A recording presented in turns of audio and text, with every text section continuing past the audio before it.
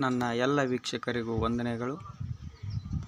ಈಗ ನಾನು ಸಮಾಂತರ ಶ್ರೇಣಿಯ ಮೊದಲ 4 ಪದಗಳನ್ನು ಕಂಡುಹಿಡಿಯುವುದರ ಬಗ್ಗೆ ಚರ್ಚಿಸುತ್ತಿದ್ದೇನೆ. ಮೊದಲಿಗೆ ಎ ಮತ್ತು ಡಿ ಬೆಲೆಗಳನ್ನು ಕೊಟ್ಟಾಗ ಈಗಾಗಲೇ ನಾನು ಇದರ ಬಗ್ಗೆ ಒಂದು ವಿಡಿಯೋವನ್ನು ಮಾಡಿದ್ದೀನಿ. ಇದು ಎರಡನೆಯ ಲೆಕ್ಕ. ಮೊದಲಿಗೆ ಸಮಾಂತರ ಶ್ರೇಣಿಯ ಸಾಮಾನ್ಯ ಸೂತ್ರವನ್ನು ಬರೆದುಕೊಳ್ಳೋಣ.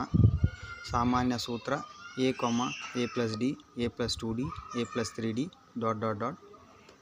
ಇದು ನಮ್ಮ ಸಮಾಂತರ ಶ್ರೇಣಿಯ ಸಾಮಾನ್ಯ ಸೂತ್ರ. ಇದು ಬರೆದಾದ ಮೇಲೆ ಬೆಲೆಗಳನ್ನು ತುಂಬಿಕೊಳ್ಳಬೇಕು. a = 2 ಇಲ್ಲಿ ಕೊಟ್ಟಿದ್ದಾರೆ.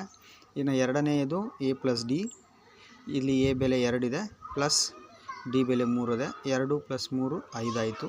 ಇನ್ನು a + 2d ಮೂರನೆಯದು. ಇದರಲ್ಲಿ a ಬೆಲೆ 2 ಪ್ಲಸ್ 2 × d ಬೆಲೆ 3. ಸೊ 2 + 2 × 3 ಅಂದರೆ 6 ಆಯಿತು. 2 + 6 ಅಂದರೆ 8 ಆಯಿತು.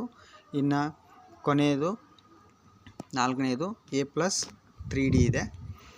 a + 3d, a ಬೆಲೆ 2 ಪ್ಲಸ್ 3 × 3, ಅಲ್ಲಿ d ಬೆಲೆ 3. 3 × 3 ಅಂದರೆ 9 ಆಯಿತು. 9 + 2 11 ಆಯಿತು. ಈಗ ಸಮಾಂತರ ಶ್ರೇಣಿಯ ಮೊದಲ 4 ಪದಗಳನ್ನು ಬರೆಯೋಣ. 2, 5, 8, 11 ... ಇದು ನಮ್ಮ ಸಮಾಂತರ ಶ್ರೇಣಿಯಾಗಿದೆ. ಇಲ್ಲಿಯವರೆಗೂ ವೀಕ್ಷಿಸಿದ ಎಲ್ಲ ನನ್ನ ವೀಕ್ಷಕರಿಗೂ ವಂದನೆಗಳು.